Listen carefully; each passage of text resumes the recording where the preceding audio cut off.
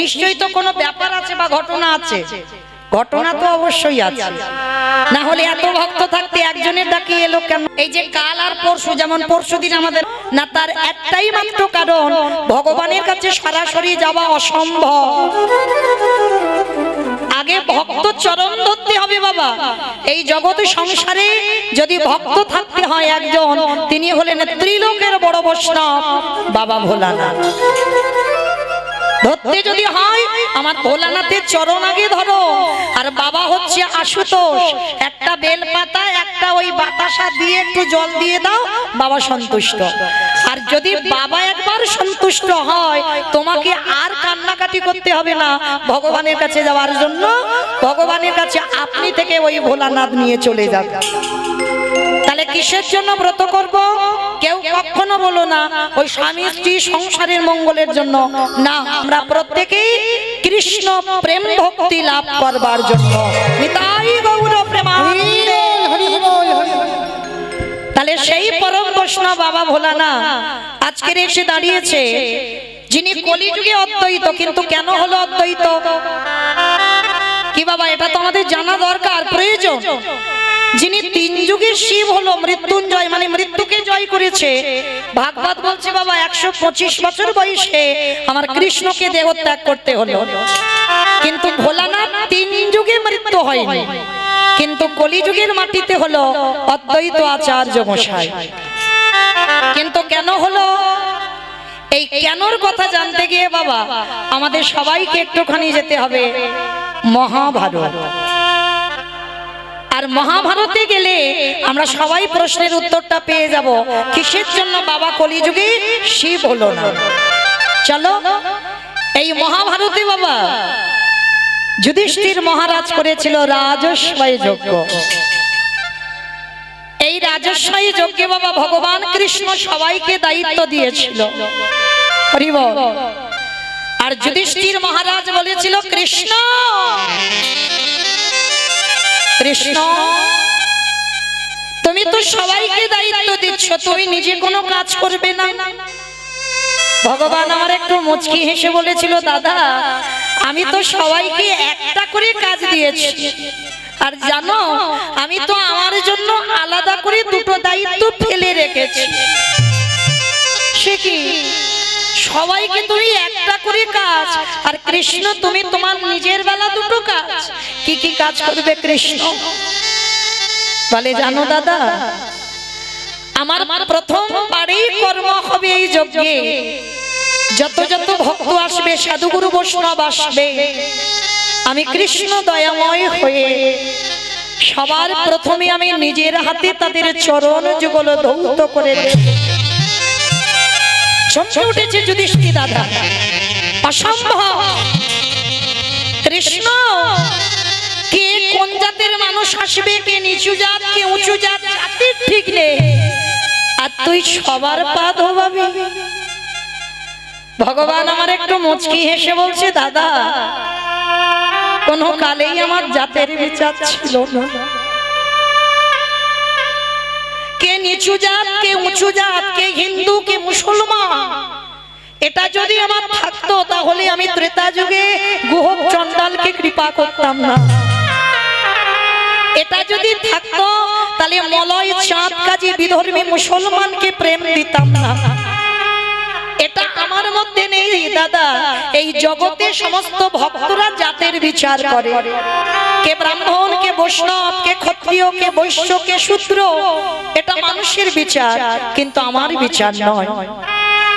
তা যুধিষ্ঠির মহারাজ বলছে, কৃষ্ণ এত কাজ আমার যজ্ঞে ছিল, শেষে তুই পা ধোয়ার কাজটা নিলি কেন? বাবা এই জায়গাটা একটু আস্বাদন করবে। ভগবান হয়ে যার ইচ্ছাতে জগৎ চলে, যে মনে করলে বাবা একটা সেকেন্ডে পৃথিবীটাকে লয় প্রলয় করে দিতে পারে, সেই ভগবান আজকের পা ধোয়াচ্ছে কেন?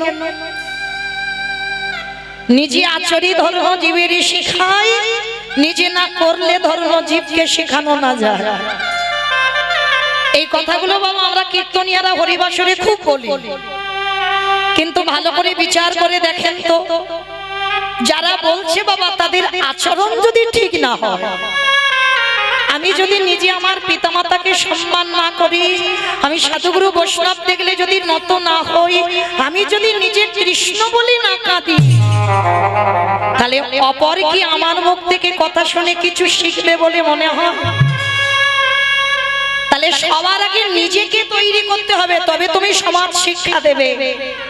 আর এই মহাভারত বলো আর রামায়ণ বলো বাবা, এটা সবটাই কিন্তু সমাজ শিক্ষা। তৈরি হয়ে যাবে বাবা দেহের গঠন, মনের গঠন তৈরি হবে যদি তুমি মহাভারত পাঠ করে একবার হৃদয়ঙ্গ করতে পারো। তাহলে আমরাও বাবা সশরীরে যাব যুধিষ্ঠির মহারাজের মতো, সশরীরে স্বর্গবাস। কিন্তু আমরা বাবা পড়ি বটে, কিন্তু সেটা বাস্তবে আমরা ফলাতে পারি না। কিন্তু ভগবান কৃষ্ণ আজকের পা ধোয়াচ্ছে কেন? সমাজকে শিক্ষা দিল, ওরে কলিরজি আমাকে দেখে শিখে নে, তোদের দুয়ারে যদি সাধুগুরু বৈষ্ণব আসে সবার আগে পা ধোবার ব্যবস্থাটা করিস। কি মায়েরা, এই নিয়মগুলো আগেকার দিনে ছিল, এই এখনকার দিনে আমাদের মতো মেয়েরা আমরা আর বিশ্বাস করি না ওইগুলো। কেন জানো? যত টিভি সিরিয়াল দেখি আর তাদের মতো আচরণ হয়ে যায়। কিন্তু মনে রেখো মা, যদি দুবারে গুরুজন আসে সবার আগে পা ধোবার ব্যবস্থা করো। আর অনেকে বলবেন যদি গুরুজন না আসে, যদি বছরান্তর গুরুদেব না আসে, দেহ রাখেন, তাদের কি হবে? তাদেরও উপায় বলে দিয়েছে বাবা। যে যার ঘরের বাবা মা তো আছে, যে যার ঘরের শ্বশুর শাশুড়ি তো আছে, কৃপা করে আমি রোজ রোজ বলে যাচ্ছি না বা বৎসরে একবার চেষ্টা করো নিজের হাতে ওই বাবা মার দুটো চরণ যুগল ধৌত করিয়ে দিতে। কেন জানো? ভগবান বলছে যদি কেউ জীবিত ভগবানকে পূজা করতে পারে, তাকে আর নবদ্বীপ যেতে হয় না, বৃন্দাবন যেতে হয় না, হরিদ্বার, দক্ষিণ ভারত, পশ্চিম ভারত কোথাও যেতে হয় না।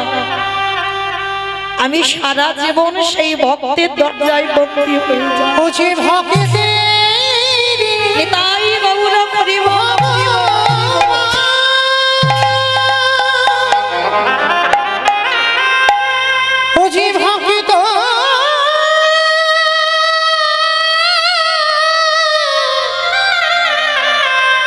ভক্ত ছাড়া কিছু জানে না, কৃষ্ণ তাই তো যুগে যুগে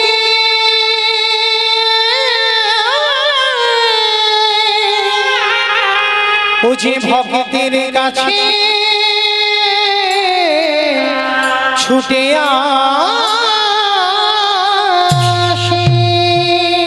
ভগবান সমাজকে শিক্ষা দেওয়ার জন্য আজকের পা ধোয়াচ্ছে।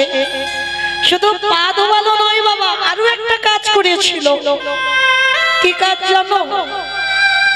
যত যত ভক্ত এসে প্রসাদ পেয়েছিল, কৃষ্ণ দয়াময় ওই প্রসাদের পাতাগুলো তুলে নর্দমায় ফেলেছিল। শুধু নর্দমায় ফেললো না বাবা, ওর ভিতরে আরো একটা কাজ করেছিল। যত যত ভক্ত প্রসাদ পেয়েছিল, আমার কৃষ্ণ দয়াময় ওই পাতা থেকে এঁঠোগুলো তুলে নিয়ে আমার ভগবান আজকে সারা গায়ে মাখছে।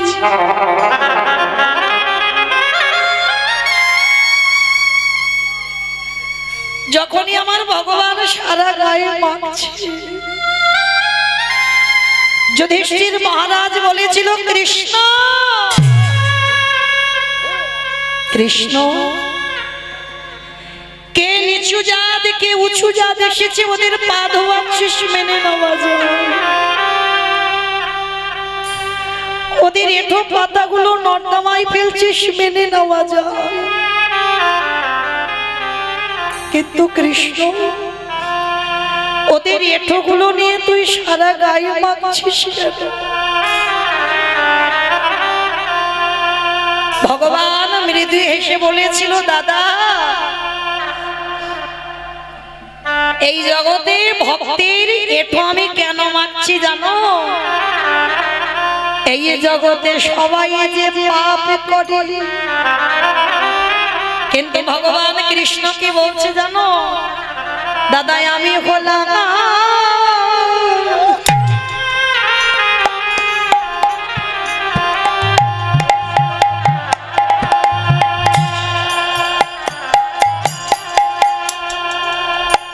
দাদা মহা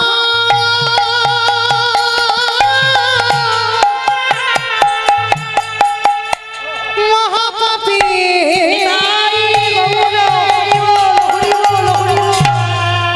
এ জগতে সমানে পাপীর বিচার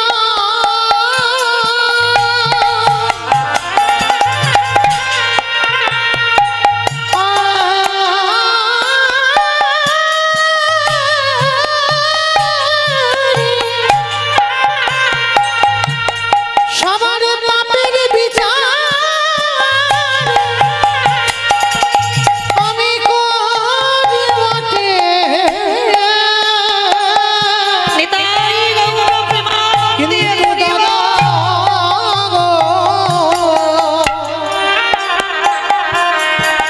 দাদা আমি হলাম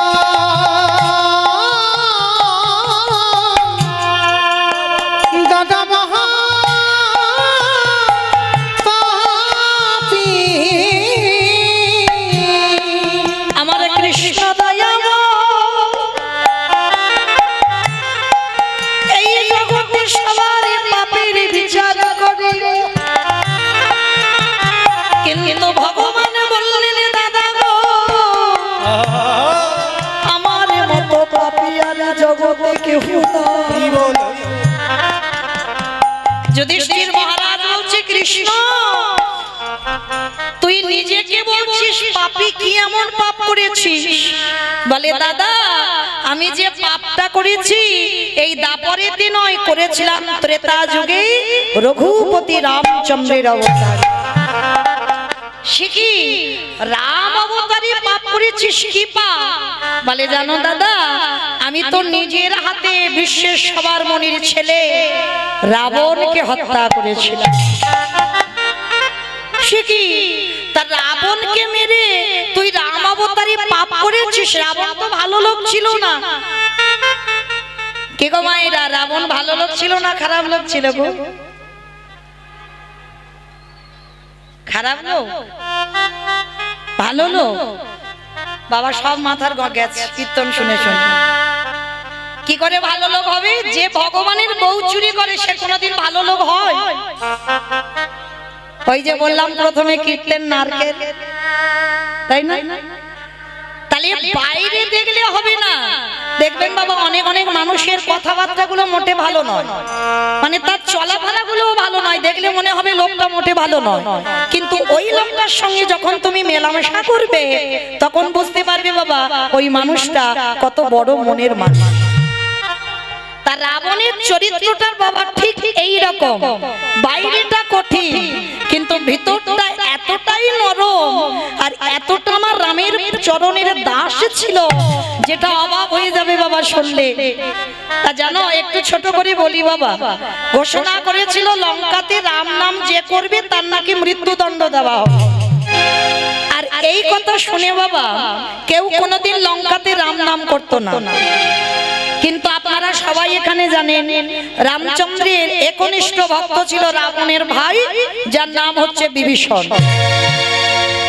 তা বিভীষণ রামচন্দ্রের একনিষ্ঠ ভক্ত, তা বাড়িতে রাম নাম করতে পারে না তো কি হয়েছে, গঙ্গার পাড়ে গিয়ে রামের ছবি তো ধরতে পারছে না, এই একদিকে লিখেছে রয়াকার আর একদিকে লিখেছে ম, আর মাঝখানে বিভীষণ মাথাটা দিয়ে নয়ন জলে বক্ষ যুগল ভাষা। কিন্তু বাবা রাম নাম করা নিষেধ আছে। এইবার এক পরিচারিকা দেখতে পেয়েছে বিভীষণ রাম নাম লিখে কাঁদছে, রাবণের কাছে গিয়েছে, মহারাজ মহারাজ আপনি তো বলেছেন যে যে রাম নাম করবে তার নাকি মৃত্যুদণ্ড দেওয়া হবে, চলে আপনার আপনারই ভাই কি করছে গঙ্গার পাড়ে দেখবে চলে। তা এইবার ভালো করে তো রাবণ জানে যে আমার ভাই নিশ্চয়ই কিছু করেছে, আর ওরা দেখে ফেলেছে, এবার আমি কি করব। এইবার রাবণ গিয়ে দূর থেকে দেখছে বাবা, একদিকে রয়াকার লেখা, একদিকে মো লেখা, মাঝখানে বিভীষণ মাথাটা দিয়ে নয়ন জলে ভাসছে। রাবণের ভক্তিটা দেখেন বাবা, দূর থেকে দেখে কর্মচারীদের ডেকে বলছে, তোদের মাথায় আর কিচ্ছু নেই। বলে কেন? ওই দেখো রাম নাম লিখেছে, ভালো করে দেখো তুমি। বলে তোদের মাথার গন্ডগোল হয়েছে। রাবণ বলছে, বলে কেন? ওরে রয়াকারে হয় রাবণ, আর ওর বৌদিদিকে এত ভালোবাসে। ওর বৌদির নামটা কি? মন্দোদরী। রয়াকারটা লিখেছে আমার জন্য, আরে মোটা লিখেছে ওর বৌদির জন্য। তোরা যখন দেখতে পেলি ওটা রাম লিখেছি, কিন্তু আমি জানি আমার ভাই রাম নামে লেখে না, আমাকে এত ভালোবাসি। ওরে আমার নামটা ধুলারে পড়ে লিখে দিয়েছে।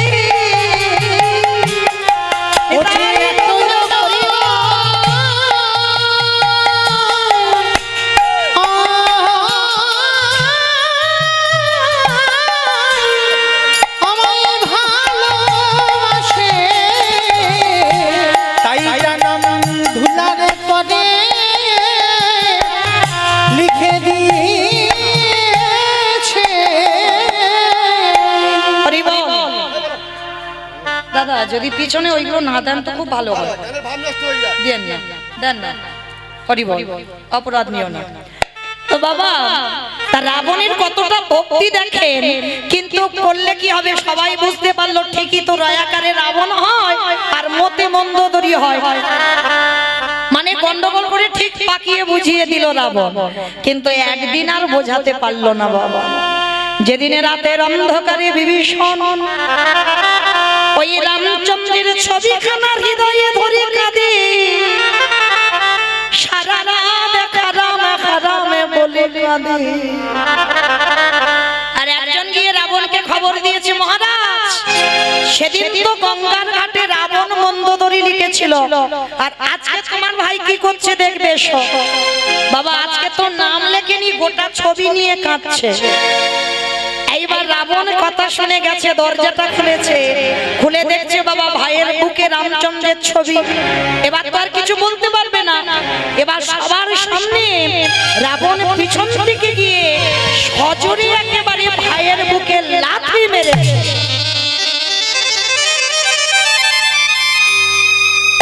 এই জায়গাটা না খুব মন দিয়ে শুনবে কেমন? এইটা সমাজ শিক্ষা, আপনাদের আমাদের শিক্ষা হবে। বড় দাদা এত জোরে লাথি মেরেছে ছোট ভাইকে, ধুলাই পড়ে গেছে বাবা, আচমকা বুকে মেরেছে তো লাথি, খুব ব্যথা লেগেছে। আচ্ছা বলো তো বাবা, যদি বড় দাদা ছোট ভাইকে লাথি মারে, আমার ছোট ভাই ছেড়ে দেবে? বাবা ছেড়ে দেবে? উল্টে চড়চাপড় বসিয়ে দেবে না? বড় দাদা যদি মারতে পারে, আমি ছোট ভাই হয়েও একটা চড় বসাতে পারবো না?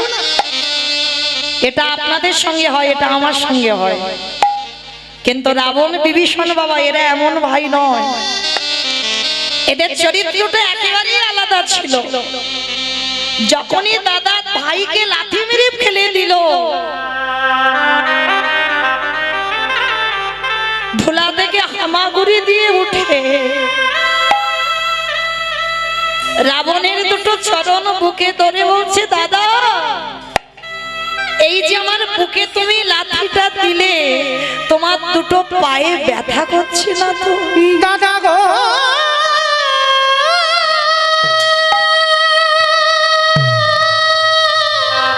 নিতাই বাবুর প্রেমানন্দে হরি বল। আমার এই কঠিন বুকে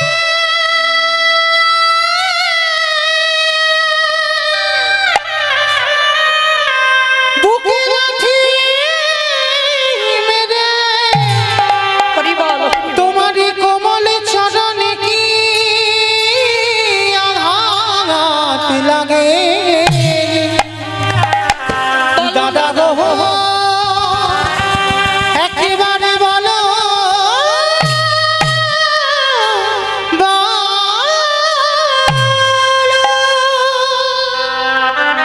জোরে যে লাথি মারলে আমার বুকে লাগে এটা বলছে না, বলছে দাদা তোমার দুটো পায়ে ব্যথা করেনি তো?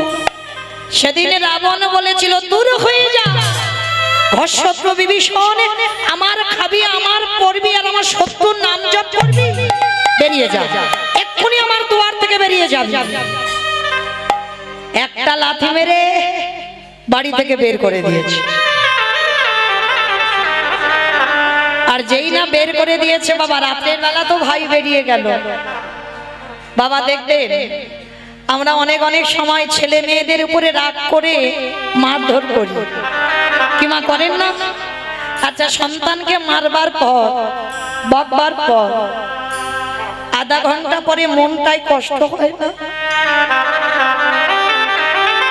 যে বাবা মা মারে সেই বাবা মা আবার বুকে টেনে আদর করে।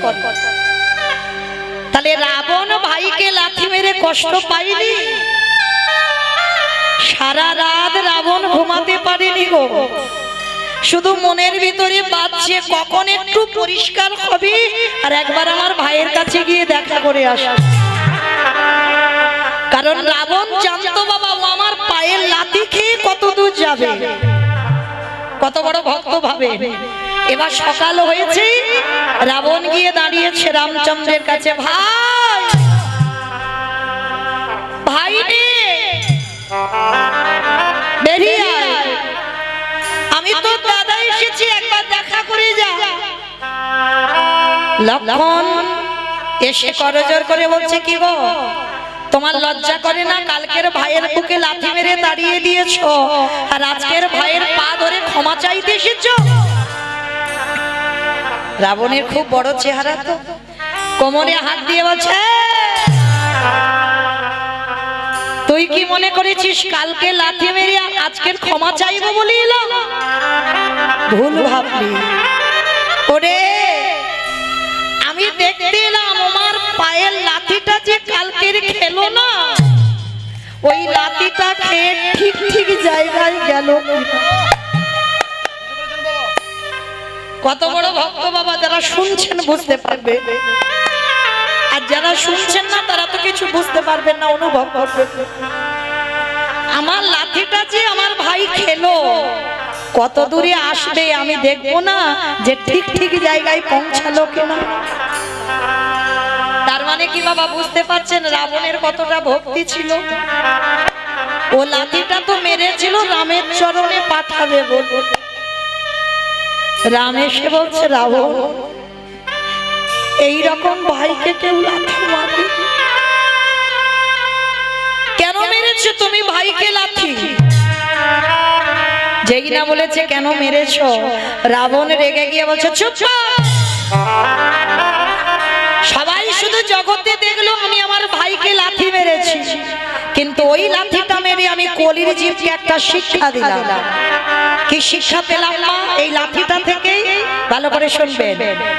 রাবণ কলির মানুষকে শিক্ষা দিল ভাইকে লাথি মেরে, ওরে কলির জ্ঞানন্ধজি, তোদের সবাইকে একদিন লাঠি ঝাঁটা খেতে হবে, সবাইকে খেতে হবে বাবা। কারণ যতদিন তোমার দুটো চরণ চলে রে,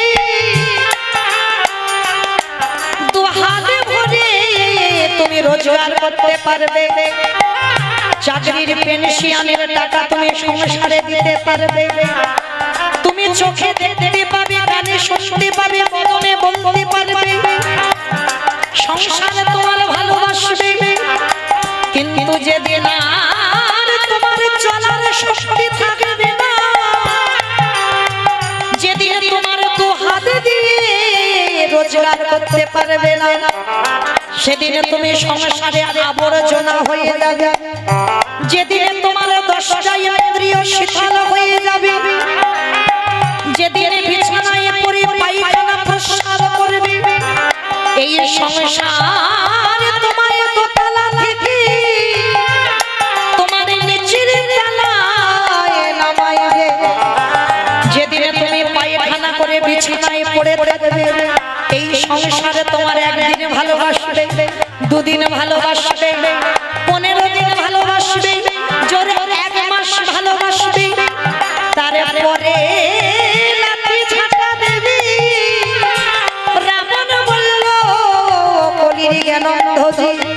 শিশুকালে কৃষ্ণ ভজে কৃষ্ণ পাবার আসে, যৌবনকালে কৃষ্ণ ভজে আসে বানায় আসে, বৃদ্ধকালে কৃষ্ণ ভজে জমের তরাসে, সময় থাকতে থাকতে যেজনে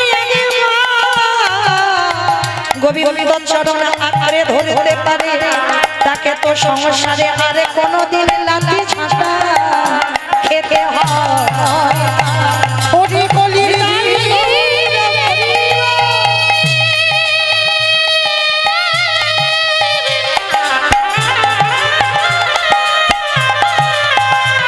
তোরা সময় থাকতে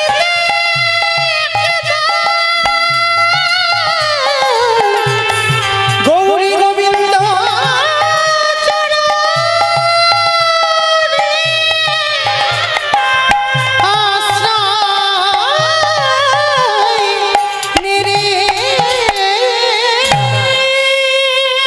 তাহলে সেই রাবণের কত ভক্তি ছিল বাবা, সেই রাবণকে মেরে রামচন্দ্রের পাপ হলো। সেই পাপ কবে ধৌত করলো? কৃষ্ণ অবতারে যুধিষ্ঠির রাজস্বয় যজ্ঞ। আমাইরা যেখান থেকে এসেছিলাম আবার সেখানে ফিরলাম তো, মনে পড়ছে যারা শুনছো? তাহলে দেখো, কৃষ্ণ হয়ে রাবণকে যে মেরে রাম পাপ করেছিল, সেই রাম অবতারে পাপ কৃষ্ণ অবতারে খণ্ডন করছে। কি করে? রাজস্বয় যজ্ঞে আজকের ভক্তদের চরণ যুগল ধৌত করে। তাহলে বাবা এইটুকু শুনে কি শিখলাম? আমরা মানুষ মাত্রে তো পাপ করব, ভগবান যদি পাপ করে আমরা করব না? আমরা তো পাপ ফেললেই অপরাধ। তাহলে অপরাধ যারা করে ফেলেছি বা আছি অপরাধী হয়ে, একটা সাধুগুরু বৈষ্ণব পেলে চরণ যুগল ধৌত করাও। তাও যদি না পারো, বৈষ্ণবদের এঁঠো পাতা একটু পরিষ্কার করো। তাও যদি না পারো, ওই ভক্তদের এঁঠো একটু ভালো করে গায়ে মেখে নাও। আর যদি নিতে পেরেছো, কোটি কোটি জন্মের অপরাধ থেকে মুক্তি পাবো পাবো পাবো। সন্তান দেখো বাবা কেমন, বাবার সুখের জন্য নিজে সংসার করলো না, নিজে ব্রহ্মচর্য পালন করলো। শুধু ব্রহ্মচর্য করলো না, নিজে রাজত্ব ত্যাগ করে দিয়ে নাতিপুতি ছেলেদের মতো ওদেরকে মানুষ করলো। সংসারে থেকেও সন্ন্যাসী হলো, সংসারে থেকেও বৈরাগ্য পালন করলো। তাহলে আজকে এই পিতামহ ভীষ্ম এত ত্যাগী হয়েও বাবা, তাকে মহাভারতে 10 দিন যুদ্ধ করার পর 58টা দিন সরসজ্জা করতে হয়নি বাবা। দেখেন, 12 জন বৈষ্ণবের মধ্যে একজন বৈষ্ণব, তিনি 58টা দিন সরসজ্জার উপরে। ভালো করে ভাবেন বাবা, আমাদের পায়ে যদি একটা সূক্ষ্মাতি সূক্ষ্ম কাঁটা ফুটে যায়, আমাদের পায়ে কত ব্যথা লাগে, লাগে না বাবা? কাঁটাটা বার করে দেবে, কিন্তু কাঁটা বার করে দেওয়ার পরেও বাবা এখনো 2-4 দিন ব্যথা থেকে যায়। আর পিতামহ ভীষ্মের কথা একটু অনুভব করেন।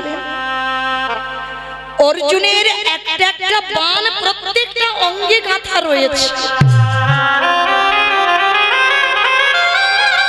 যখন রক্তের বন্যা বয়ে যাচ্ছে, ওই তীরের আগা থেকে রক্ত পড়ছে, পঞ্চ পাণ্ডবরা গিয়ে বলেছিল, দাদু তুমি এবার মরে যাও, তোমার এই কষ্ট, তোমার এই দুঃখ আমরা সহ্য করতে পারছি না, তুমি এবার মরে যাও। বাবা আমরাও বলি, দেখবেন সমাজে কোনো আমাদের আত্মীয় পরিজন যখন বিছানায় পড়ে খুব কষ্ট পায়, আমরা আত্মীয়রা ঠাকুরের কাছে ডাকি, ঠাকুর এবার মানুষটাকে নিয়ে নাও, কারণ ওনার কষ্ট আর দেখা যাচ্ছে না। ভীষ্ম সরসজ্জায় পড়ে আছে, অর্জুন বলছে, দাদু আমার জন্য আজকে তোমার এই দুর্দশা, আমার মানে তো তুমি সরসজ্জায় আছো। ভীষ্মের চরিত্র দেখেন বাবা, ভীষ্মের হাত দুটো তো আর জড়ো করতে পারছে না বাবা, বান মারা আছে, শুধু মাথাটা নিচু হয়ে আছে। কেন? মাথাতে বাবা কোনো বান মারা ছিল না। কেন মাথাতে বান দেয়নি? একটাও বান মারেনি মাথাতে। কেন? কারণ এটাই সমাজকে শেখালো, বড় যদি হতে চাও আগে সাধুগুরু বৈষ্ণব চরণে, গুরু চরণে নত হতে শেখো। আর যদি তুমি নিচু হতে না পেরেছো, কোনোদিন তুমি উঁচু হতে পারবে না। আজকের ভীষ্ম কাছে সবাই এসে কাঁদছে, দাদু আমরা কত বড় ভুল করেছি। বিশ্ব বলছে, অর্জুন তোমার এই বানগুলো যে আমার গায়ে যখন গাঁথা আছে না, আমার কি মনে হচ্ছে জানো, ছোটবেলায় যখন তুমি দাদু দাদু বলে আমার কাঁধে উঠতে, আমি মাটিতে ঘোড়া হতাম, তুমি আমার কাঁধে চড়তে। আজকে তোমার এই বানগুলো আমার গায়ে যখন গাঁথা আছে, মনে হচ্ছে অর্জুন আমাকে একেবারে আষ্টে পৃষ্ঠে জড়িয়ে ধরে আছে। যুধিষ্ঠিরকে জ্ঞান দিচ্ছে কি করে ধর্ম চালনা করতে হয়, কি করে ধর্ম চালনা করতে হয়, রাজ্য চালনা করতে হয়। ও দাদু, এবার তুমি মরে যাও না দাদু, অনেকদিন তো হলো তুমি কষ্ট পাচ্ছ, তোমার তো ইচ্ছা মৃত্যু, মনে করলে মরবে আর মনে না করলে তুমি মরবে না। ও দাদু এবার মরে যাও না। ভীষ্মের এই চোখের কোণ দিয়ে বাবা জল টোপে টোপে পড়ছে, স্বরের বিছানার উপরে আছে তো, কাঁচার বলছে, যুধিষ্ঠির আমি যে মরব, আমি মরেও শান্তি পাবো না। কেন দাদু তুমি মরে শান্তি পাবে না কেন, তোমার কি হয়েছে? কারণ আমি যে একজনের কাছে ঘোর অন্যায় করে রেখেছি। কে দাদু? সে আমায় ক্ষমা না করলে আমি কি করে মরি বলো? ও দাদু সে কে? তাহলে কেন তোমাদের ঘরণী দ্রৌপদী, দ্রৌপদীর কাছে ভীষ্ম অপরাধ করে রেখেছিল। বাবা আপনারা জানেন যেদিন পাশা খেলায় পাণ্ডবরা হেরে গেল, সবকিছু বাজি রেখেছিল, ভাইদের বাজি রাখলো, রাজ্যর বাজি রাখলো, নিজেও বাজি রাখলো, কিছু যখন ছিল না, দ্রৌপদী মা তখন ছিল রজশালা, দ্রৌপদীকে দুর্যোধনের কাছে বাজি রেখেছিল। মহাভারত সমাজকে এটাই শিক্ষা দিল, যারা বাবা জুয়া খেলায় মেতে যায় তারা দেখবেন ঘর বাড়ি পরিবার সব পর্যন্ত বিলি করে দেয়, তাই না মা? এমনকি দ্রৌপদীকে বাজি রেখে দিল, আর যখন দ্রৌপদীকে বাজি রাখলো দ্রৌপদীর অনুমতি নেয়নি। দুর্যোধন আদেশ দিয়েছিল দুঃশাসনকে চুলের মুষ্টি ধরে যেন দ্রৌপদীকে কুরুসভায় আনা হয়।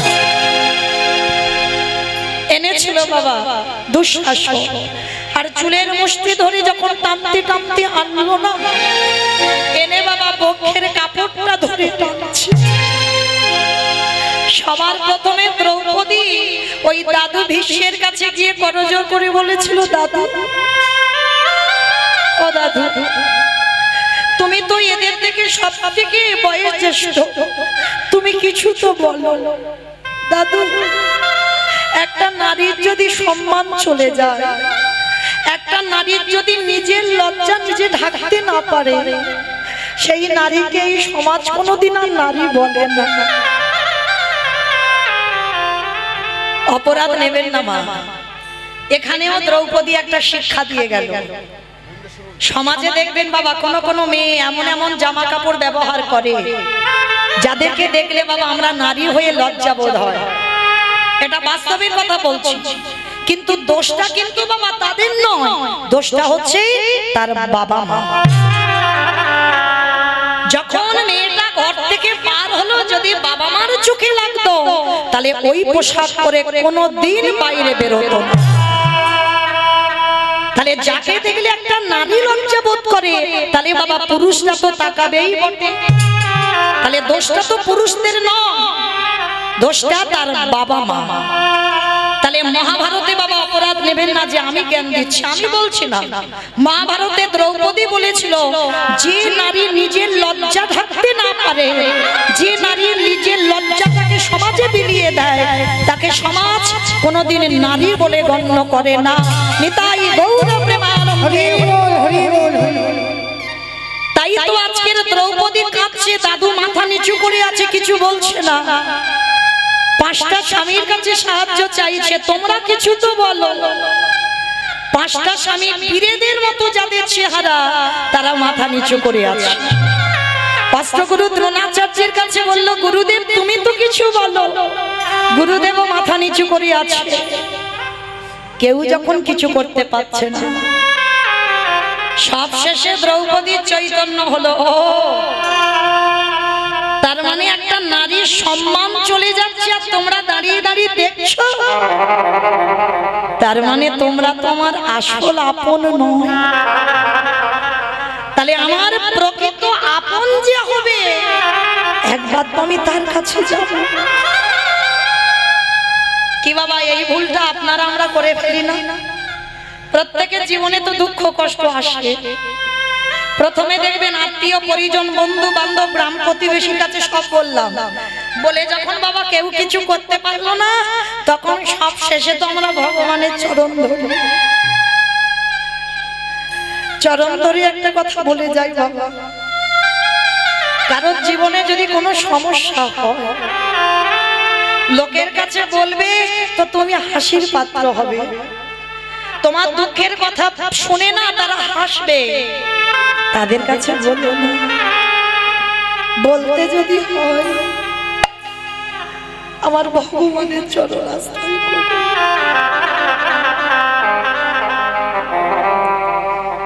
আর এই জীবনে যে একবার কৃষ্ণ চরণ ধরতে পেরেছে, তাকে সমাজে কেউ কিছু করতে পারে না। দ্রৌপদী কাচ্চার বলছে, সখা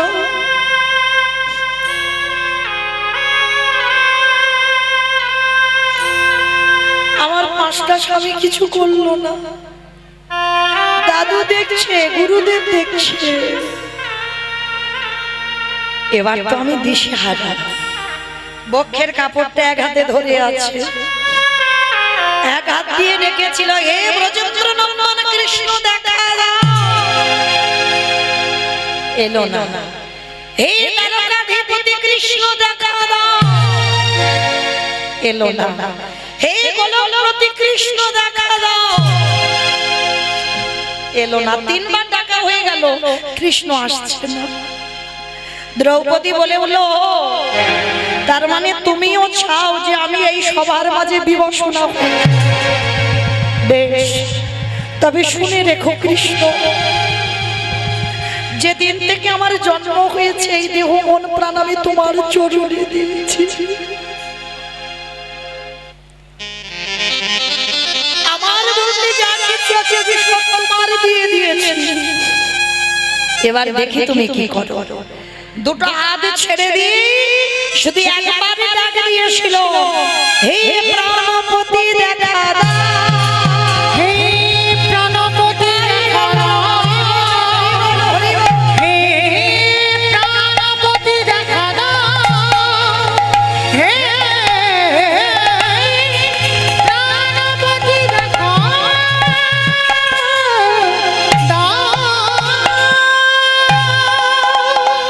যেই না বলল প্রাণপতি দেখা দাও, কৃষ্ণ আমার রথের উপরে বসে আঙুল থেকে কাপড়টা খুলছে। এই কাপড়টা তো দ্রৌপদীর দেওয়া বাবা, জানো তো? সেই শিশুপাল যেদিন বধ হয়েছিল, হরি বলে একটু দাঁড়া, শিশুপাল যেদিন বধ হয়েছিল, সেদিন ওই দ্রৌপদী যে হাতে সুদর্শন ধরেছিল, আঙুলটা কেটে গিয়ে রক্ত ঝরে ঝরে পড়ছে।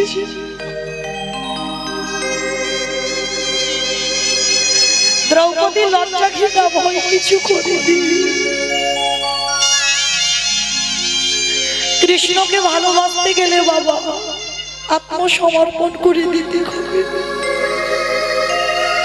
সবার মাঝখান থেকে ছুটে গেল, ছুটে গিয়ে দ্রৌপদী বস্ত্রটা ছিঁড়ে কৃষ্ণের আঙুলে বাঁধল। কৃষ্ণ বলেছিল, দ্রৌপদী যেদিন তোমার বস্ত্রের প্রয়োজন হবে, একবার তুমি হা কৃষ্ণ প্রাণ কৃষ্ণ বলে দেবে। আমি পৃথিবীর যেখানে থাকি না কেন, আমি তৎক্ষণাৎ তোমার কাছে এসে আমি বস্ত্র জুগিয়ে দেব। আজকে সেই দিনটা কৃষ্ণ আঙুল থেকে কাপড়টা খুলে যেখান থেকে বস্ত্র শেষ সেখান থেকে বস্ত্র জুড়ে দিল। যখনই বস্ত্র টানছে আর শেষ হচ্ছে না বাবা। আর দুর্যোধনদের একটা ভাই ছিল যার নাম বিকর্ণ। বিকর্ণ বলছে, দুঃশাসন পারবি না, দ্রৌপদীকে রক্ষা করবার মালিক এসে গেছে।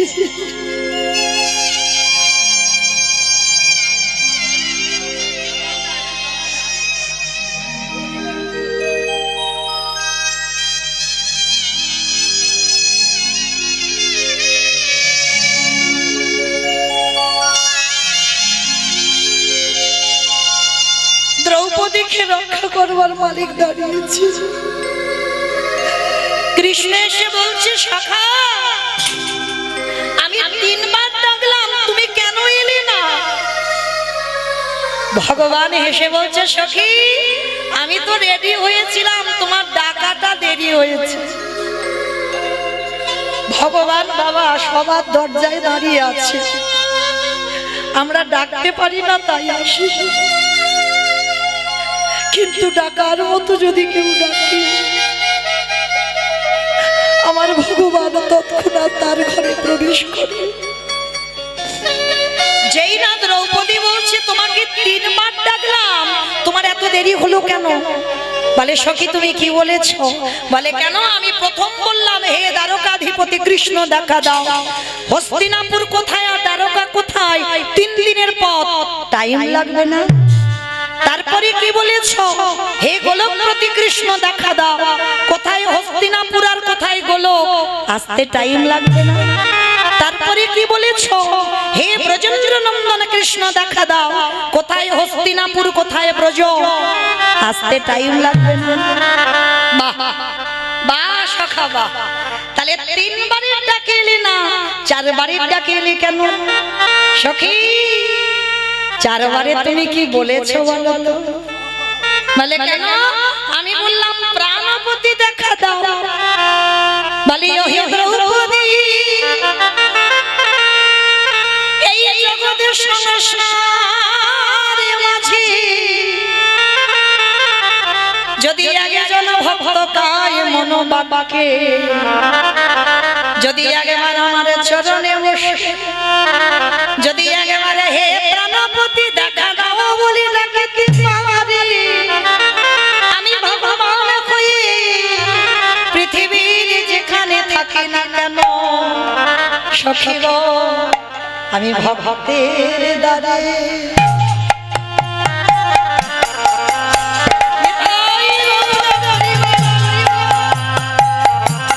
দাদা ছোটে যে জনে ডাকা দেব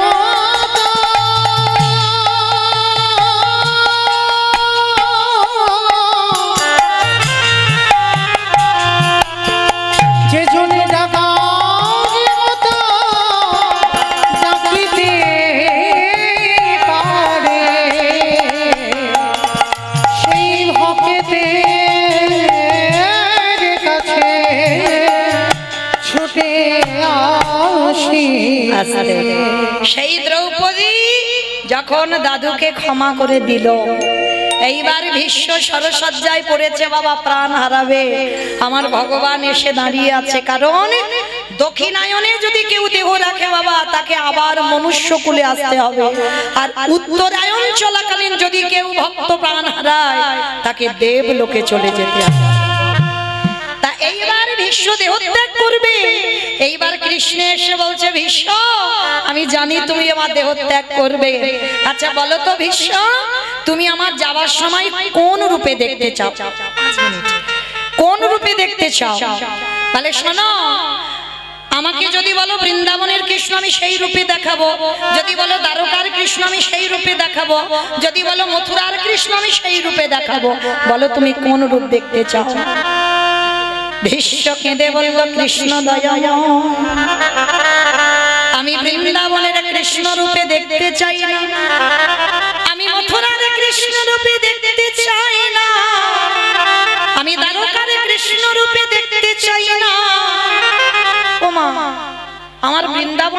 বিখ্যাত সব থেকে সৌন্দর্য গোপবেশরে বেনু করে নব কৈশোরে নটবর। ওই রূপটা তো সাধু মুনি ঋষি সবাই চায়, আর তুমি বলছো ওই রূপ দেখবে না, তাহলে কোন রূপ দেখবে? ভীষ্ম নয়ন জলে এসে বলল কৃষ্ণ রে, যদি রূপে দেখাতে চাস ওই কুরুক্ষেত্রের রণাঙ্গনে অর্জুনের রথের সারথি হয়ে যে দাঁড়ালি, আমারে দেখে কি মনে হলো জানিস? সত্য যুগে দেখলাম, ত্রেতা যুগে দেখলাম, দ্বাপরে যুগে দেখলাম আমার ভক্ত ভগবানের চরণ তলে বসে কাঁদে, আরে কুরুক্ষেত্রের রণাঙ্গনে তোকে দেখে কি মনে হলো জানিস? অর্জুন দাঁড়াইয়াছে উপরে, আরে তুই ঘোড়ার লাগামে ধরে নিচে দাঁড়িয়ে আছিস, দেখে কি মনে হলো জানিস? আজ ভগবান ধরে আজ ভক্তির পায়ে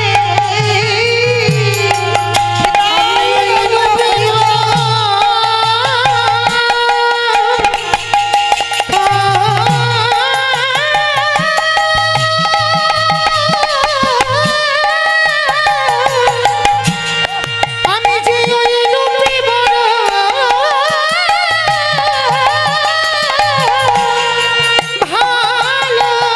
ভালোবাসি,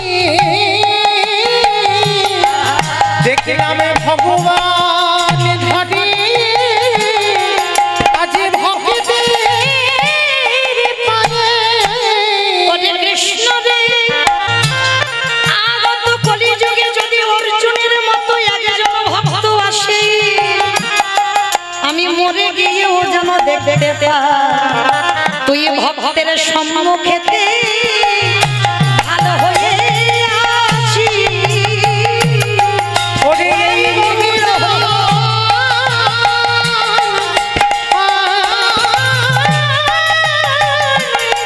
জানাই রাখলাম ভক্তের সম্মুখেতে ঢালে হয়ে ভক্তচরণে আমার নিবেদন, আমার এই দিদি ভাইরা, আমার দাদা ভাইরা অনেক কষ্ট করে, অনেক পথ পরিশ্রম করে এই হরিনাম যজ্ঞের আয়োজন করেছেন। আমার বহু বহু ভক্ত সেবারও আয়োজন চলছে, তাই আপনাদের কাছে যাচ্ছেন বাবা। আছে বলে কীর্তন হবে না, এটা কলিযুগ, দাঁড়ে দাঁড়ে ভিক্ষা করতে হবে মা। মনে রেখো, ওরা পেটে খাবার জন্য করছে না, ভগবত সেবার জন্য করছে। তাই আপনাদের কাছে যাচ্ছে, যার যেমন সামর্থ্য, যার যেমন ক্ষমতা আছে, আপনারা কৃপা করে ওদেরকে একটু দান করবেন। নিতাই গৌর প্রেমানন্দে হরি বল। তাহলে বাবা কর্মফল তো ছাড়ে না, তাহলে আজকের আমরা লীলাতে এই ভোলি বাবা এক বালতি করে জল আর এক বালতি করে দুধে পাইল করত। আমাইরা দান দেন, কিন্তু ধ্যানটা যেন লীলাতে থাকে, কেমন যেন গন্ডগোল আওয়াজ না হয়, সুন্দর পরিবেশটা যেমন ছিল তেমন যেন থাকে। তা এইবার এক গ্লাস করে জল, এক গ্লাস করে ওই জল মাখানো দুধ প্রতিদিন আমার মন্দিরের গোপীনাথকে দেয়। একদিন গোপীনাথ মনে মনে ভাবছে, ভোলি তোর তো কিছু অভাব নেই, বল একটা গাভী এক বালতি করে দুধ হয়, আর তুই কিসের জন্য তাতে আমার এক বালতি জল পাইল করিস? এটা তো অন্যায়, এটা তো পাপ। তবে বলি এর জন্য তোকে একটু শাস্তি পেতে হবে, আমি তোকে পরীক্ষা নেব, দেখবো তুই কত বড় ভক্ত আমার। তা প্রতিদিন বাবা ওই জল মাখানো দুধ দেয় গোপীনাথকে, আজকেরও দিয়েছে। আর দিতে গিয়ে কি হয়েছে জানো মা? যমুনা থেকে এক বালতি জল তুলেছি, আর জলটা তুলে যখন দুধের সঙ্গে মাখিয়েছে, ওতে আমার ভগবান চালাকি করে দুটো ছোট ছোট মাছ ফেলে দিয়েছে। এইটা তো ভোলি জানে না, দুটো মাছ ফেলে দিয়েছে। আর প্রতিদিন বাবাজিকে বলে, বাবাজি আমার এই দুধ দিয়ে গোপীনাথকে ভোগ লাগিও, কেমন? তা প্রতিদিন বাবা গোপীনাথকে ভোগ লাগায়। তা আজকের গোপীনাথের দুধটা নিয়ে গোপীনাথের দুটো গ্লাস, তার যেই না বাবাজি মহারাজ একেবারে ওই গ্লাসে দুটো জল দিয়েছে, আর সঙ্গে সঙ্গে আমার ভগবানের কৃপায় ওই দুধেতে ছোট্ট ছোট্ট দুটো মাছ পড়ে। আমার বৈষ্ণব ঠাকুর রেগে যাবে না? রেগে গিয়ে ভোলিকে ডেকে বললেন, আপদার্থ, তোর এত বড় স্পর্ধা, তুই জানিস না আমার গোপীনাথের ভোগে কোনোদিন মাছ দেওয়া হয়? আর তুই কিনা এই দুধে মাছ দিয়েছিস। অবাক হয়ে গেল ভোলি। বাবাজি আপনি কি বলছেন? আমি দুধে মাছ দেবো কেন? আমি তো জানি গোপীনাথ এই দুধটা খাবে, আমি মাছ দিইনি। তবে তুই বলতে চাচ্ছিস আমি মিথ্যা কথা বলছি? দেখবি চল। হাতটা ধরে টানতে টানতে নিয়ে গেছে, আর নিয়ে গিয়ে যেই না গোপীনাথের গ্লাসের দিকে তাকিয়েছে, বাবাজি মহারাজ দেখছে বাবা গ্লাসে দুটো মাছ ভাসছে, কিন্তু ভোলি দেখছে কোনো গ্লাসেই মাছ নেই। সবটাই ভগবানের পরীক্ষা। এইবার ভোলি দেখে বলছে, বাবাজি কই, আমি তো মাছ দেখতে পাচ্ছি না। তবে রে, তার মানে তুই আমাকে মিথ্যাবাদী বানাতে চাইছিস? হ্যাঁ, আমি নিজের চোখে দেখছি দুটো গ্লাসে মাছ চড়ছে, আর তুই বলছিস মাছ নেই। ওই গ্লাসে দুধটা ঢেলে দিয়ে ভোলির হাতে দিয়ে বলছে, দূর হয়ে যা, আজকে থেকে তুই মন্দিরে কোনোদিন পা দিবি না, আর আজকে থেকে তোর এই গ্লাসের দুধ নিয়ে আমার গোপীনাথের সেবা হবে না, হবে না, হবে না। গ্লাস ভর্তি দুধটা ভোলিকে দিয়ে দিল। মনে রেখো মা, যার যেমন ভাব তার তেমনই তোলা। গ্লাসের দুধটা ভোলি বুকে করে নিয়ে বলছে, গোপীনাথ,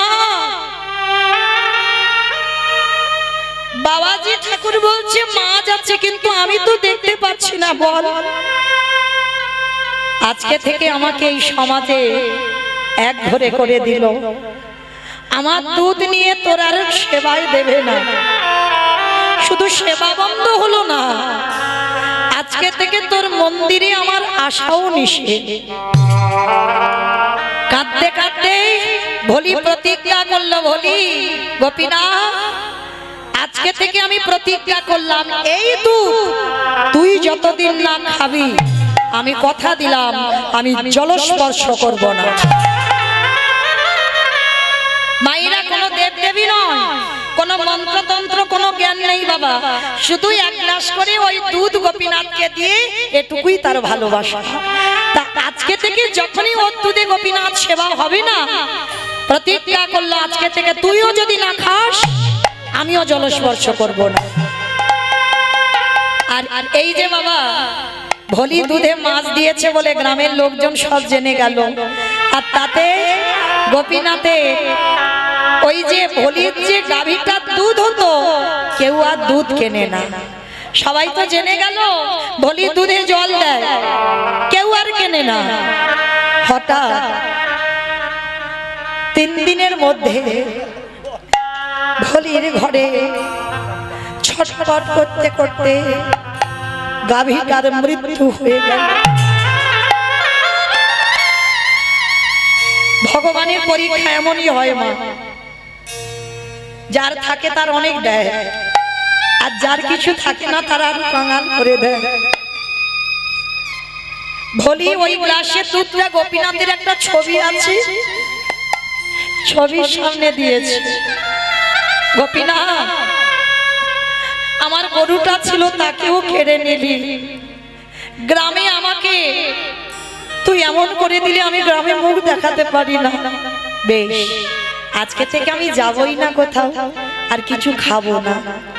3 দিন হয়ে গেল বাবা, অনাহারে অনিদ্রায় ভোলি শুধু গোপীনাথ দেখা দে, ওরে গোপীনাথ,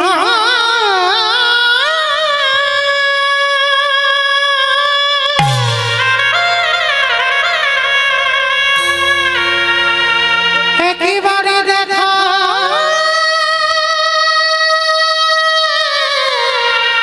দেখা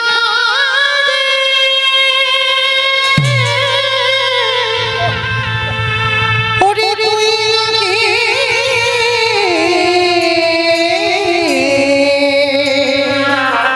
আমি তো কোনো অন্যায় করিনি বল।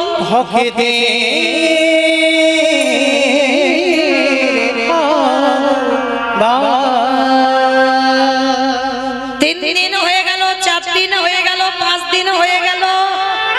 বাবা ভক্ত আছে বলে তো ভগবান সেবা পায়। কি গো, এই এতজন ভক্ত দাঁড়িয়ে আছে, বসে আছো, আমি কীর্তনী আমার সম্প্রদায়, এদের মধ্যে এমন এমন ভক্ত আছে বাবা তোমরা নিজেরা জানো না। তোমরা সেবা দিলে তবে আমার ভগবানের সেবা হয়, আর তোমরা যদি সেবা না দাও আমার ভগবান উপবাসে কাটা। ভলির দুধ যেত গোপীনাথ খেত, 3 দিন 4 দিন 5 দিন 1 সপ্তাহ হয়ে যাচ্ছে ভলির দুধ যায় না, আর গোপীনাথ 1 সপ্তাহ কিছু খায় না। ভগবান মনে মনে চিন্তা করছে তবে কি আমি বেশি পরীক্ষা নিয়ে ফেললাম, যাই একবার দেখি ভক্ত কেমন আছে। একাদশীর পরের দিন দ্বাদশী, আর মনে রেখো মা ভগবান বেশিরভাগ ভক্তের বাড়িতে যায় দ্বাদশীতে, আর এই দ্বাদশীতে আমাদের টাইম মতো পারণটা ঠিক করতে হয়। লাঠি ঠুকে যেমন আজকের আমাদের সেই সৌভাগ্য তিথি দ্বাদশী তিথি, এই দ্বাদশীতে ভগবান একটা বৈষ্ণব রূপ ধারণ করেছে, জীর্ণ মলিন বস্ত্র, হাতে একটা লাঠি। বয়স্ক মানুষ লাঠি ঠুকতে ঠুকতে আজকের ভলির দুয়ারে এসেছে, এসে ডাকছে ওমা ভলি, কেউ কি বাড়িতে আছিস মা? আমি কালকের একাদশী করেছি রে মা, আজকের পারণ করে এখনো কিছু খেতে পাইনি, তোর বাড়িতে একটু প্রসাদ দিবি মা?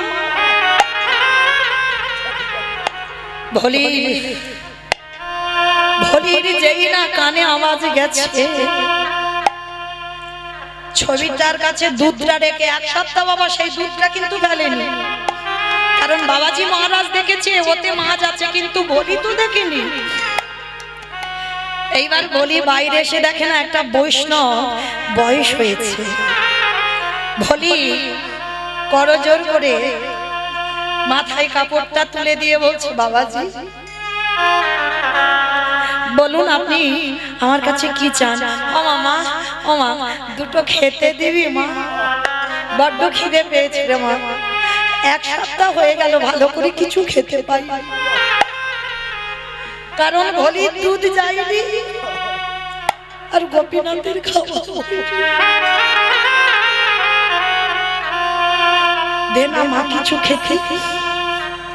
বাবাজি তুমি এমন দিনে এসেছো, আমার ঘরে তো কিচ্ছু নেই জানো বাবাজি, একটা অপরাধের জন্য আমি ওই মন্দিরে আর যেতে পারি না, আমাকে সমাজে সবাই কত কটু কথা বলে, আমার একটা মাত্র গাভী ছিল সেও মরে গেল, আমি একা, আমার বাড়ি কিচ্ছু নেই, আমি নিজেই তো 1 সপ্তাহ খাই।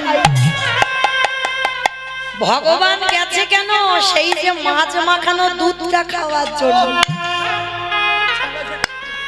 ভগবান বারবার বলছে বলি দেখ না তোর ঘরে কি কিচ্ছু নেই,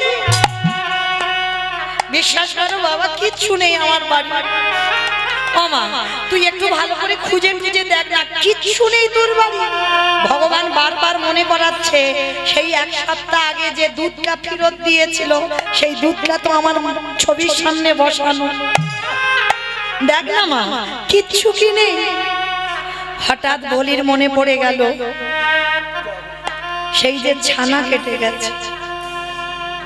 বাবা আমাদের নয় দুধের ব্যবসা জানি, যাদের দুধের ব্যবসা নয় তারাও কিন্তু জানে দুধ যদি রেখে দেওয়া যায়, যদি জাল না দাও ছানা কেটে যায় না, আর 1 সপ্তাহ মানে বাবা সে তো টক হয়ে যাবে, গন্ধ হয়ে যাবে, পচে যাবে। ওই দুধ খাওয়ার জন্য আমার গোপীনাথ এসেছে, বারবার বলছে দেখ না মা। ভলির মনে পড়ে গেল, তাই তো মনে পড়ে গেছে সত্যি তো।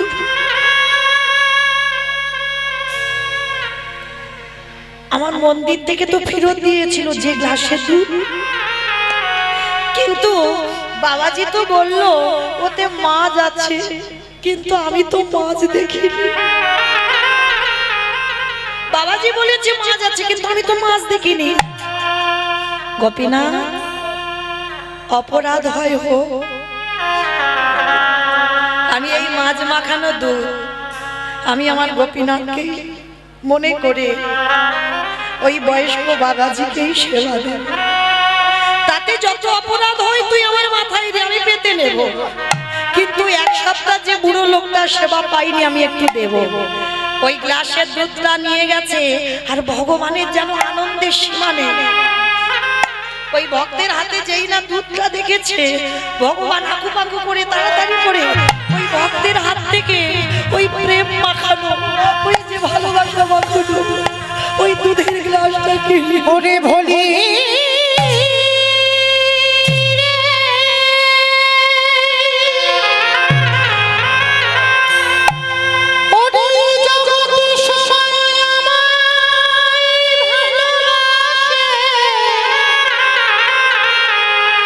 কিন্তু তোরে মতো করে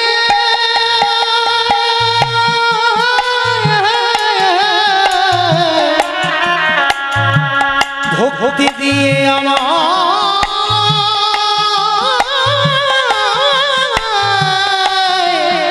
কেউ না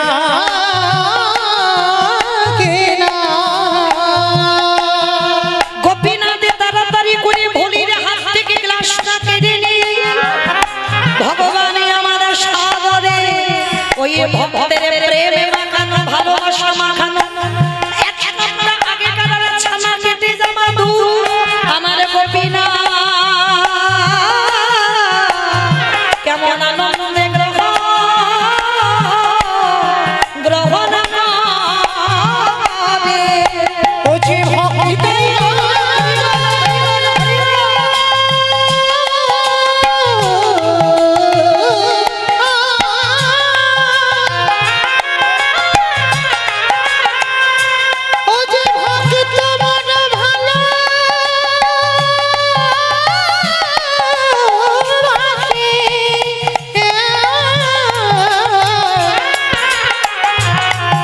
তাই তো যুগে যুগে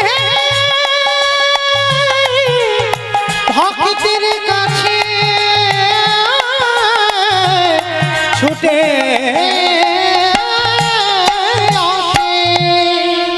এইবার গোপীনাথ বৈষ্ণব সেজে বলছে, ওমা বড় তৃপ্তি পেলাম রে মা তোর ওই দুধটা খেয়ে। ও মামা এবার একটু রাত্রিবেলাটা তোর বাড়িতে একটু থাকতে দিবি মা। অট্টালিকা শ্বেত পাথরের মন্দির ছেড়ে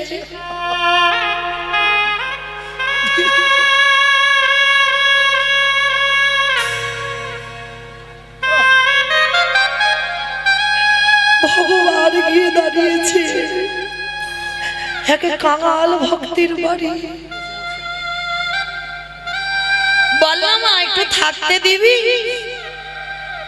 ভোলি মনে মনে চিন্তা করছে, এক অপরাধে আমি মন্দিরে যেতে পারি না, আবার যদি এই বাবাজিকে আমার ঘরে থাকতে দিই এই সমাজে আমাকে দ্বিচারিণী বলবে, আমাকে কলঙ্কিনী বলবে। বাবাজি আমি তো একা নারী জাতি থাকি, আপনি যদি আমার ঘরে রাত কাটান সকালবেলা হলে সমাজ আমাকে কত কটু কথা বলবে। ও মামা আমার তো বয়স হয়ে গেছে, বল একটা কাজ কর, তুই বড় ঘরে থাকবি, আমাকে একটু খড় বিছিয়ে দিবি, আমি তোর একটু উঠানে থাকবো। কি গো ভগবান আনন্দ সেখানেই পায়, ভক্তের প্রেম আর ভক্তি যেখানে আছে। ভগবান রজনীগন্ধার মালা দিয়ে সাজতে চায় না, ভগবান কোনোদিন শ্বেত পাথরের মন্দিরে থাকতে চায় না, ভগবান কোনোদিন রাজ অট্টালিকাতে বসে রাজভোগ খেতে চায় না।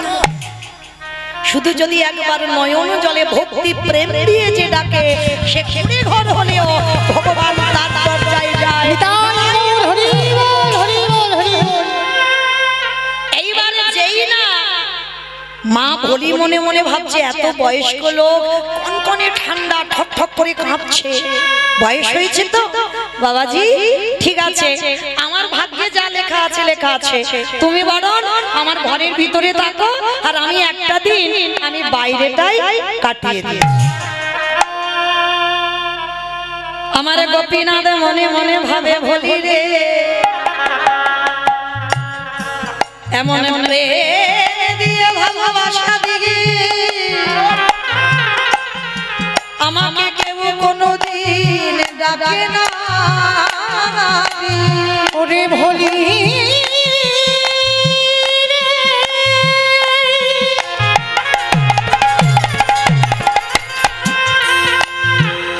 ওরে এমন অনুরাগ না হলে কি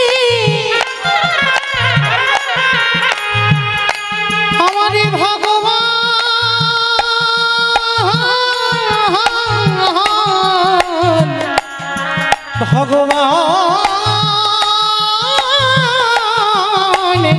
পাওয়া যায় রে। এইবার বলি উঠানে খড়ের উপরে ঘুমিয়েছে বাবা, ঠান্ডার সময় ঠক ঠক করে কাঁপছে। আর নারী জাতি তো একটা পরপুরুষ রাত্রিবেলা ঘরে ঘুমিয়েছে, যতই বয়স্ক মানুষ বাবাজি হোক ভলির ঘুম আসছে না। রাত্রিবেলা জানালা দিয়ে দেখছে বয়স্ক বৈষ্ণব ভগবান ঠান্ডায় কাঁপছে। ভলির ঘরে কিছু নেই, আছে একটা শত ছিদ্র ছেঁড়া কাঁথা। ভলি মনে মনে ভাবছে যাই হোক আমি একটা দিন আমি কাপড়টা গায়ে দিয়ে কাটাতে পারবো, বয়স্ক মানুষ ঠান্ডায় কষ্ট পাচ্ছে। সেই ছেঁড়া শত ছিদ্র কাঁথাটা গোপীনাথ রূপী বৈষ্ণবের গায়েতে দিয়ে দিয়েছি।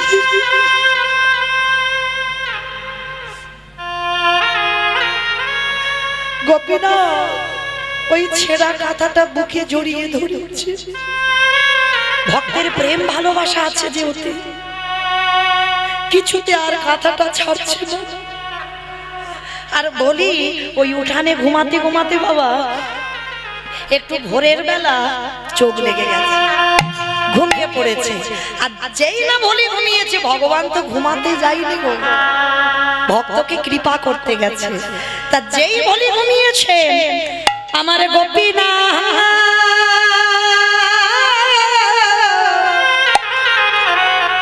ওই বলির ঘর থেকে এসে মন্দিরে গোপীনাথের গায়ে ছিল দামি একটা শাল,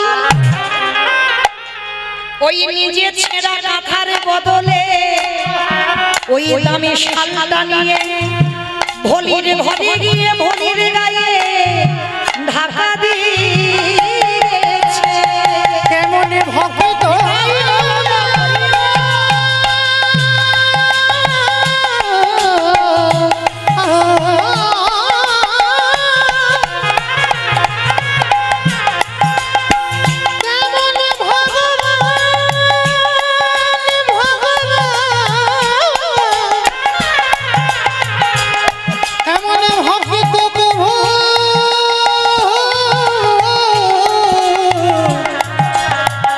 দেখি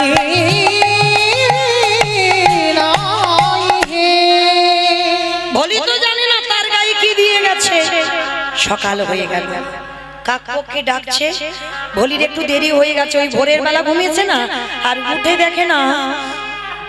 তাড়াতাড়ি করে ওই গায়ে কি আছে ওটা খেয়াল নেই, তাড়াতাড়ি করে উঠে দরজার ভিতরে গিয়ে দেখে না সে বাবাজি নেই। বাবাজিও নেই, আর তার ছেঁড়া কাঁথাটাও নেই।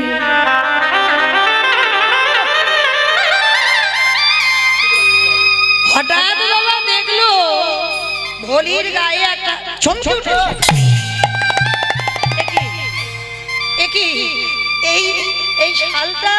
এই শালটা তো আমার গোপীনাথে। যারা গৌর গোবিন্দ সেবা করো, যারা গোপাল সেবা করো, যারা আমার শিব বিগ্রহ অর্চন করো, প্রতিদিন তো দেখো ভগবানের গায়ে কি পোশাক আছে। তা ভলি তো প্রতিদিন মন্দিরে যেত, সে জানতো যে গোপীনাথের গায়ে কি কি রঙের পোশাক আছে, কি আছে।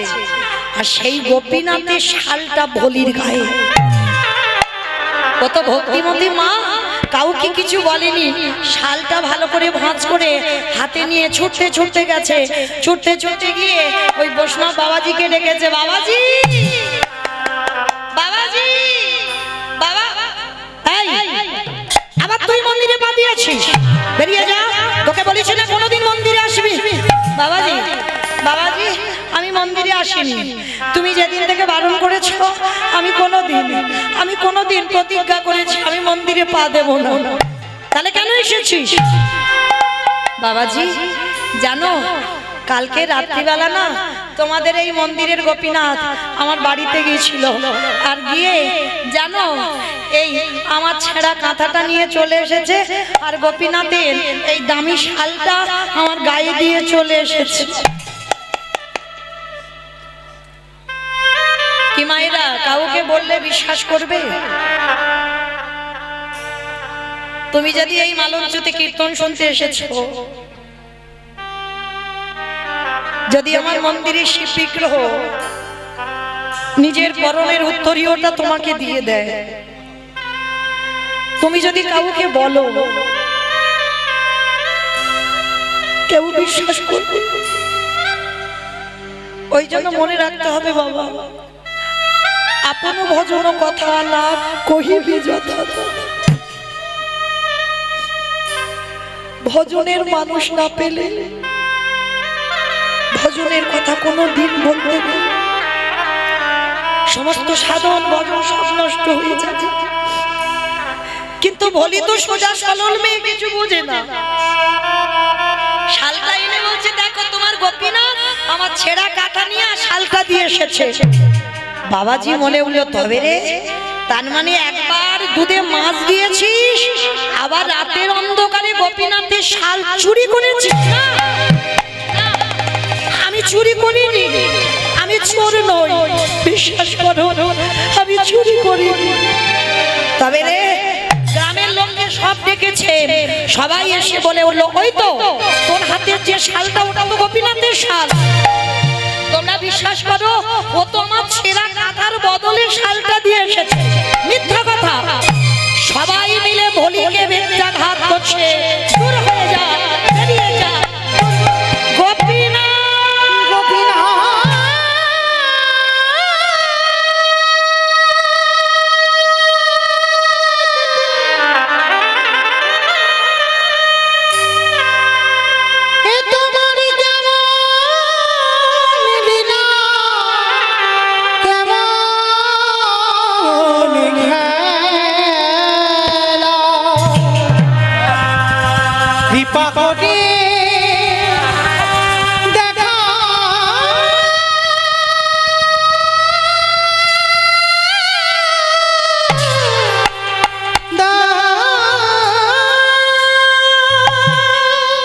ভেবেছিলাম তোকে নিয়ে আমি সুখে সংসার করব, যে সুখের ঘর বাঁধতে চাইলাম আমি সুখের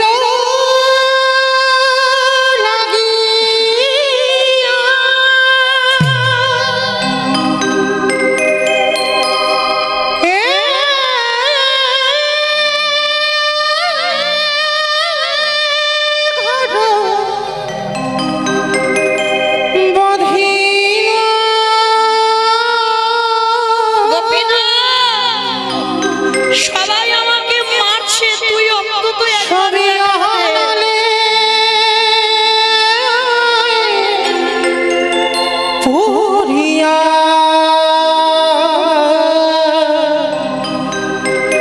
গেল রে,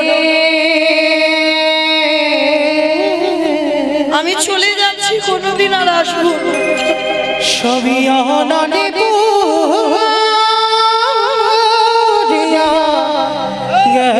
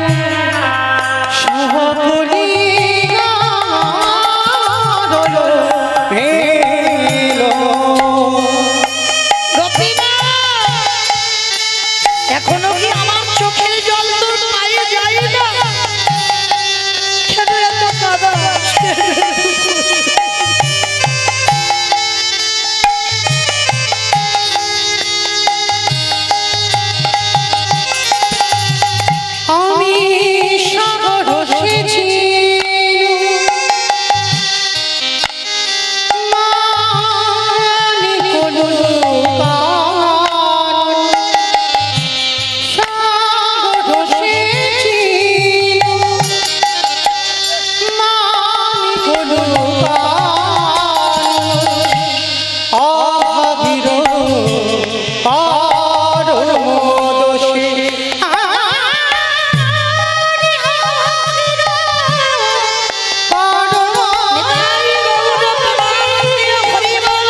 আমি সুখের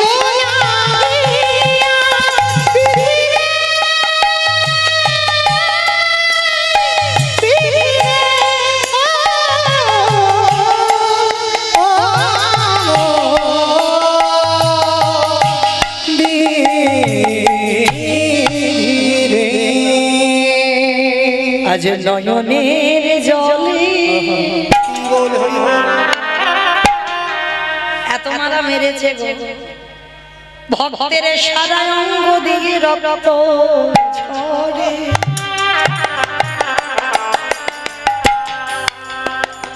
আরে কি আমার মন্দিরে গোপীনাথ থাকতে পারি? ভক্তের প্রতিটা অঙ্গের আঘাত ভগবান অঙ্গে ধরেছে। সিংহাসনে বসেছিল, ভগবান মুখ ঠুকে পড়ে আছে।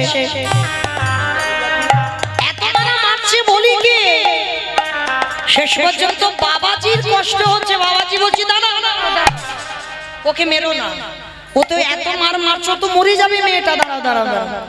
ও যে বারবার বলছে না ওর কাঁথা নাকি আমাদের গোপীনাথ নিয়ে এসেছে, চলো তো একবার দেখি। ধীরে ধীরে মন্দিরে গিয়ে যেই না দরজা খুলেছে, দেখে না গোপীনাথ সিংহাসন থেকে ধুলার পরে পড়ে আছে। আরে বলির সেই ছেঁড়া কাঁথাটা আমার গোপীনাথ বুকে ধরে আছে। সেই রূপটা দর্শন করা মাত্র সঙ্গে সঙ্গে বাবাজি বেরিয়ে এসেছে মন্দির থেকে। বেরিয়ে এসে একেবারে ভোলির চরণে আঘাত খেয়ে বলল,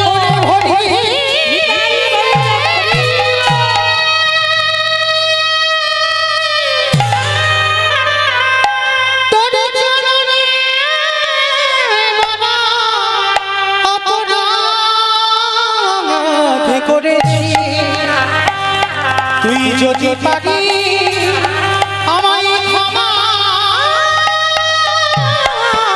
করে দে। ভোলি চমকে উঠলে, কি বাবাজি আমার পায়ে পড়ছো কেন, কি হয়েছে তোমার? যেই না চরণটা ধরেছে ভোলি পাটা ছাড়িয়ে দিয়েছে, বাবাজি পা ছাড়ছে না। ভোলি রে, এই জগৎ সংসার মাঝে ভগবানকে ডাকলে হবে না।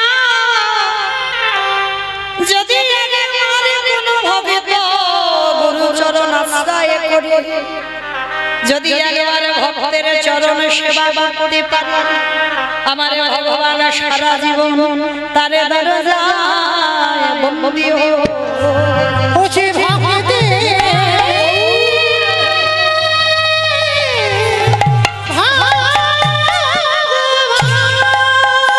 সে যে ভক্ত বল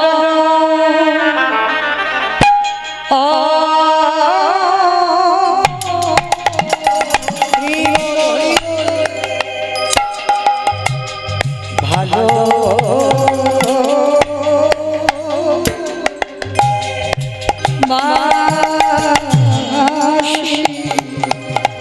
ওছে ভক্ত ছাড়া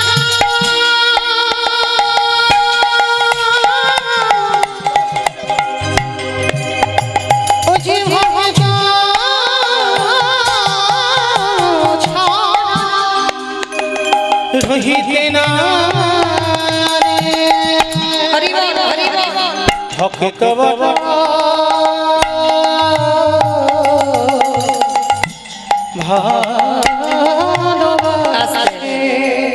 গোপীনাথ দৈবমানি করলো, পূজারি তুমি প্রতিদিন আমায় ভালোবেসেছো, ডেকেছো বটে, কিন্তু ওই ভোলির এক গ্লাস করে ওই দুধ খাইয়ে সারা জীবন আমায় কিনে নিয়েছে। বাবাজি মহারাজ গিয়ে বলল, ভোলি আজ থেকে আমি গোপীনাথের সেবা করব না, আজ থেকে আমি তোর চরণ সেবা করব। আর শোন, আর এই তোর চরণ সেবা করতে করতে আমি একদিন যদি তোর কৃপা পেয়ে যাই, তাহলে অচিরে কৃষ্ণ কৃপা হবে। ওরে ভক্ত চরণ সেবা করিলে অচিরে কৃষ্ণ কৃপা হবে। আস্তে, এইবার বলি নয়ন জলে যেই না কাঁদলো, ভক্ত বাৎসল্য ভগবান থাকতে পারলো না। বলিকে বললো, বলি তোর সাধনা সঠিক, তোর ভজন সঠিক, তোর নয়ন জলে আমি সারা জীবন তোর কাছে ঋণী হয়ে রইলাম। তাহলে মায়েরা মনে রাখলে কি এইটুকু লীলা শুনে, ভক্তি যার কৃষ্ণ তার সর্বশাস্ত্রে কয়, ভক্তি না থাকিলে কৃষ্ণ দেখিও বা কি বা হয়। শ্যামের বামে